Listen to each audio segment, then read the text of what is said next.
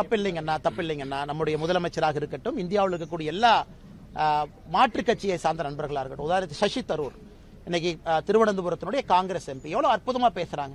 International media எல்லாம் பாருங்க, sky நியூஸ்ல, பிபிசியில மிக அற்புதமாக இந்திய அரசு எடுத்திருக்கக்கூடிய நடவடிக்கை என்ன நாம செய்யறோம், எதுக்கு செய்யறோம் அப்படிங்கறத ஒரு காங்கிரஸ் கட்சியை தான் சசி தரூர் அவங்க பார்லிமெண்ட்ல இன்னைக்கு எக்ஸ்டர்னல் அஃபேர்ஸ் அந்த ஸ்டாண்டிங் கமிட்டி சேர்மனா இருக்கிறாங்க. இருந்தும் இன்னைக்கு கட்சியெல்லாம் தாண்டி சசி தரூர் நிற்கிறாங்க.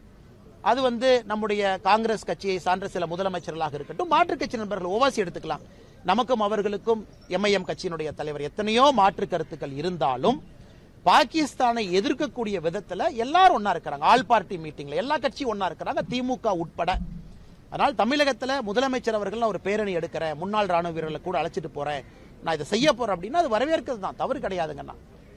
அதே நேரத்தில் முதலமைச்சர் அவர்களும் இந்திய அரசுக்கு இந்த நேரத்தில் முழுமையாக தன்னுடைய கோஆபரேஷனை கொடுக்கணும் அப்படிங்கிறதும் என்னை போன்ற மனிதர்களுடைய ஒரு வேண்டுகோள், ஒரு எதிர்பார்ப்பு.